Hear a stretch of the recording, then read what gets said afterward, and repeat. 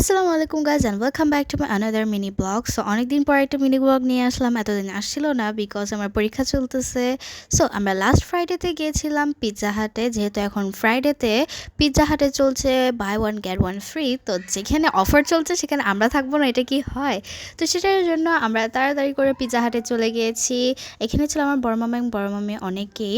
তো আমরা অর্ডার করেছি 2টা পিৎজা, সো দ্যাটস মিন আরও 2টা পিৎজা আমরা ফ্রিতে পাবো।